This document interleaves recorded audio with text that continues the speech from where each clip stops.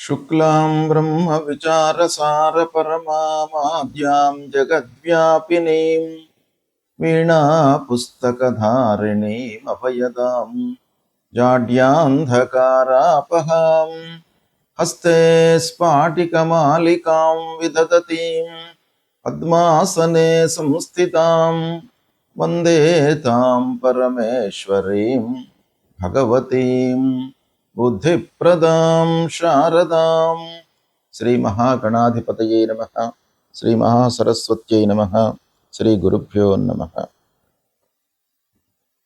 2026వ సంవత్సరం ఏప్రిల్ మాసంలో గ్రహస్థితి ఎలా ఉంది అనే విషయాన్ని మనం చూసినట్టయితే ఈ ఏప్రిల్ మాసంలో సూర్యుడు 11వ తారీఖు వరకు మీనరాశిలో సంచరిస్తున్నాడు. తదనంతరం మేషరాశిలోకి ప్రవేశిస్తున్నాడు. కుజుడు 2వ తారీఖు వరకు కుంభరాశిలో సంచరిస్తూ 2వ తారీఖు నుండి మాసాంతం వరకు కూడాను మీనరాశిలో సంచరిస్తున్నాడు. ఇక బుధుడు 11వ తారీఖు వరకు కుంభరాశిలో సంచరిస్తూ 10వ తారీఖు తర్వాత మీనంలోకి ప్రవేశిస్తున్నాడు. గురువు మిథున రాశిలో సంచరిస్తున్నాడు. శుక్రుడు 19వ తారీఖు వరకు మేషరాశిలో సంచరిస్తూ 19 నుండి మాసాంతం వరకు కూడాను వృషభ రాశిలో సంచరిస్తున్నాడు. శనీశ్వరుడు మీనరాశిలో సంచరిస్తున్నాడు. రాహువు కుంభరాశిలో సంచరిస్తున్నాడు. కేతువు సింహరాశిలో సంచరిస్తున్నారు. ఈ విధంగా ఏప్రిల్ మాసంలో గ్రహస్థితి ఉంది. ఈ గ్రహస్థితి ఆధారంగా 12 రాసుల వారికి ఎలాంటి ఫలితాలు, గోచార ఫలితాలు ఎలా ఉన్నాయి అనే విషయాన్ని మనం తెలుసుకుందాం. 2026వ సంవత్సరము ఏప్రిల్ మాసంలో తులారాశిలో జన్మించినటువంటి స్త్రీలకు గోచార ఫలితాలు ఎలా ఉన్నాయో తెలుసుకుందాం. స్త్రీల విషయం ఆలోచించినట్టయితే తులారాశికి రాశ్యాధిపతి శుక్రుడు. శుక్రుడి యొక్క అనుకూలత కొంత తక్కువగా ఉంది ఈ మాసం లోపల. శుక్రుడు ప్రధానంగా 6వ 7వ స్థానాలలో సంచరిస్తున్నాడు. కనుక స్త్రీలు ప్రత్యేకంగా ఈ ఏప్రిల్ మాసంలో కొన్ని జాగ్రత్తలు తీసుకోవాలి. అంటే కుటుంబం లోపల భర్తతో కానివ్వండి, పిల్లలతో కానివ్వండి, మీరు ఆచితూచి ఉండడం చాలా అవసరము. అనవసరమైనటువంటి చర్చలలోకి, మాటలలోకి వెళ్లకుండా మీ పనిపై మీరు మనసు నిలపడం చాలా అవసరము. అయితే భర్తతో అనుబంధం మట్టుకు బాగానే ఉంటుంది, ఆ విషయంలో ఇబ్బంది లేదు. కానీ ఆర్గ్యుమెంటేషన్లోకి వెళ్లకుండా ఉండడం చాలా అవసరము. ఓవరాల్గా సంతోషంగానే ఉంటారు. ఆర్థికంగా స్థిరత్వం కనబడుతుంది. డబ్బు విషయంలో మీకు ఏమీ ఇబ్బంది ఉండదు. స్త్రీలు కూడాను ఈ మాసంలో సంతృప్తికరంగా ఉంటారు. చేతిలో డబ్బు ఉంటుంది. ఇక భాగస్వామి విషయం లోపల, భర్త విషయంలో ముఖ్యంగా అనుకూలత కనబడుతుంది. పార్ట్నర్షిప్లో వ్యాపారం చేస్తున్నటువంటి స్త్రీలు కొన్ని జాగ్రత్తలు తీసుకోండి. అనుకూలమైనటువంటి ఫలితాలే ఉంటాయి, లాభాలు ఉన్నాయి, ప్రయాణాలు కలిసి వస్తాయి. పిల్లల విషయంలో మీరు సంతృప్తిగానే ఉంటారు. ఉద్యోగ అవకాశాలు కనబడుతున్నాయి. అంటే ఉద్యోగం కొరకై ప్రయత్నాలు చేస్తున్నటువంటి మహిళల విషయం ఆలోచించినట్టయితే ఈ మాసంలో మీకు ఉద్యోగము సంప్రాప్తి కనబడుతుంది. ఉద్యోగం లభిస్తుంది, ఆదాయము ప్రారంభమవుతుంది ఈ మాసం లోపల. ఇక విద్యార్థినులు, చదువుకునేటువంటి వాళ్ళ విషయం చూసినట్టయితే కొంత మీరు శ్రమిస్తే మీకు ఆ భగవంతుడి యొక్క అనుగ్రహం లభిస్తుంది. కొత్త పరిచయాలు ఏర్పడతాయి. కనుక స్త్రీలు కొత్త పరిచయాలతో జాగ్రత్తగా ఉండాలి. పెద్దల యొక్క సహాయ సహకారాలను తీసుకోండి, ఓవర్లుక్ చేయకుండా. కుటుంబ పెద్దలు కానివ్వండి, సహోదరులు, అన్నలు, తమ్ముళ్ళు, వాళ్ళు ఏం చెప్తున్నారు అనేటువంటి విషయాన్ని కూడాను జాగ్రత్తగా వింటూ వాస్తవమైనటువంటి మార్గంలో వెళ్ళడం చాలా మంచిది. గౌరవం పెరుగుతుంది మీకు సమాజం లోపల. శుభకార్యాలు చేస్తారు.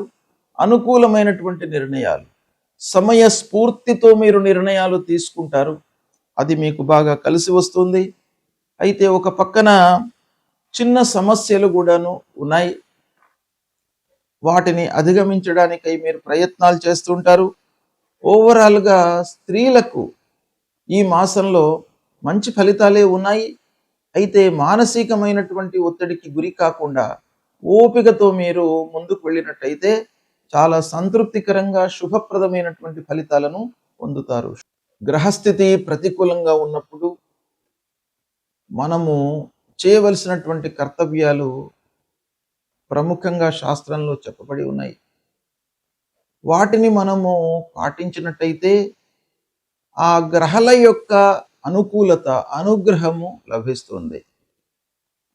మరి ఏం చేయాలి మనము అనంటే, ముఖ్యంగా ఆరోగ్యపరమైనటువంటి విషయాలపై సూర్యుడి యొక్క సంచారం ప్రభావాన్ని చూపిస్తుంది. కనుక ఆరోగ్యము కొంత ఇబ్బందికరంగా ఉన్నప్పుడు, అనవసరమైనటువంటి ఆలోచనలతో మనము సతమతమవుతున్నప్పుడు సూర్యనారాయణుణ్ణి మనము పూజించడము చాలా ముఖ్యం. అంటే సూర్యుడు నమస్కార ప్రియుడు.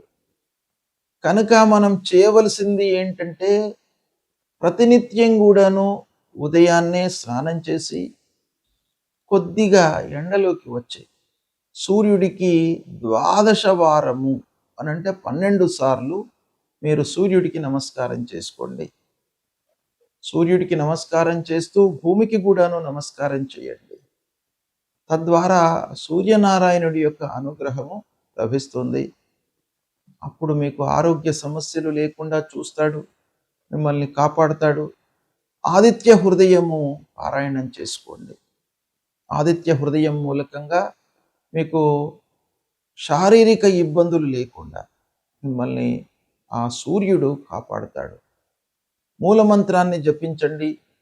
జపా కుసుమ సంకాశం కాశ్యపేయం మహద్యుతిం తమోరిం సర్వపాపఘ్నం ప్రణతోస్మి దివాకరం అనేటువంటి మూలమంత్రాన్ని ప్రతినిత్యం కూడాను చదువుకోండి. ఇక అంగారకుడు, కుజుడు కూడాను ప్రధానమైనటువంటి గ్రహము.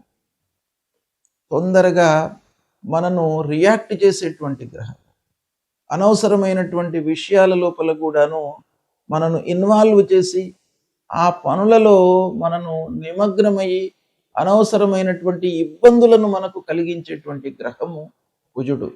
ప్రతికూలంగా ఉన్నప్పుడు మీరు సుబ్రహ్మణ్య స్వామి దేవాలయానికి వెళ్ళడము, సుబ్రహ్మణ్యాష్టకము చదువుకోవడము. ఇక కుజుడికి సంబంధించినటువంటి మూల మంత్రం ధరణీ గర్భ సంభూతం విద్యుత్ కాంచన సన్నిభం కుమారం శక్తిహస్తంచ మంగళం ప్రణమామ్యహం అనేటువంటి ఈ మంత్రాన్ని ప్రతినిత్యం కూడాను చదువుకోండి. అంగారకుడు మీకు అనుగ్రహించి అనుకూలమైనటువంటి ఫలితాలను ఇస్తాడు. ఇక బుధుడు వ్యాపారము, మన బుద్ధి, ఆలోచన, సరి అయినటువంటి నిర్ణయాలు తీసుకోవడం పైన బుధుడి యొక్క అనుకూలత చాలా అవసరం. కనుక ఆ బుధుణ్ణి అనుగ్రహము కొరకై విష్ణుమూర్తిని స్మరించండి. విష్ణు సహస్రనామ పారాయణం చేసుకోండి ప్రతినిత్యం కూడాను. ఇకపోతే గురువు ప్రధానమైనటువంటి గ్రహము. గురు ప్రతికూలంగా ఉన్నప్పుడు సద్గురువులను సందర్శించుకోండి. దక్షిణామూర్తి స్తోత్ర పారాయణాన్ని చేయండి. దత్తాత్రేయ స్వామి దేవాలయానికి వెళ్ళండి. దేవానాంచ ఋషీణాంచ గురుం కాంచన సన్నిభం వందనీయం త్రిలోకానాం తం నమామి బృహస్పతిం అనేటువంటి మూల మంత్రాన్ని ప్రతినిత్యం కూడాను చదువుకోండి. ఆ గురువు యొక్క అనుగ్రహము మీకు లభిస్తుంది. అదేవిధంగా శుక్రుడు మనకు అన్ని విధాలుగా సంతోషాన్ని కలిగించేటువంటి గ్రహం. కాబట్టి ఆ శుక్రుడి యొక్క అనుగ్రహం కొరకు మీరు ఏం చేయాలి? మహాలక్ష్మి అష్టకాన్ని ప్రతినిత్యం కూడాను చదువుకోండి. తద్వారా శుక్రుడి యొక్క అనుగ్రహం లభిస్తుంది.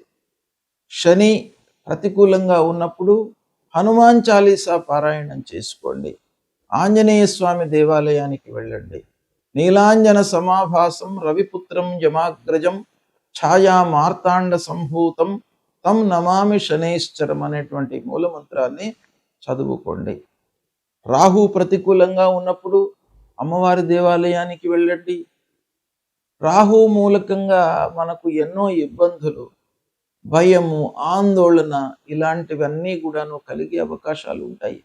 ఛాయాగ్రహము మనిషి కంటే కూడాను ఛాయ అనేటువంటిదే చాలా మనకు ప్రధానంగా మనను ఇబ్బంది పెట్టేటువంటి గ్రహము.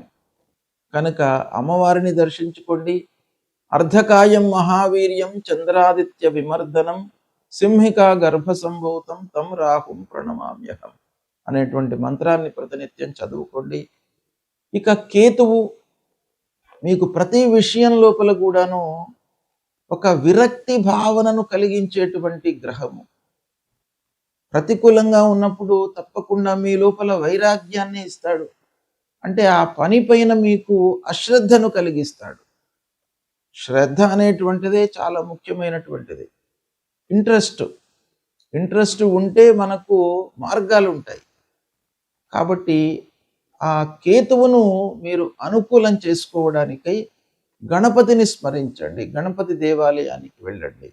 ఫలాశ పుష్ప సంకాశం తారకాగ్రహమస్తకం రౌద్రం రుద్రాత్మకం ఘోరం తం కేతుం ప్రణమామ్యహం అనేటువంటి మూల మంత్రాన్ని జపించండి. మీకు తప్పకుండా ఈ గ్రహాలకు సంబంధించినటువంటి దుష్ప్రభావము దూరమవుతుంది. ఆ భగవంతుడి యొక్క అనుగ్రహం లభిస్తుంది. భగవంతుణ్ణి నమ్ముకోండి. మీపై మీ విశ్వాసాన్ని పెంచుకోండి. అంటే ఆత్మవిశ్వాసాన్ని పెంచుకోండి, పరమాత్మను కొలవండి. తప్పకుండా మీకు శుభ ఫలితాలు కలుగుతాయి. శుభం.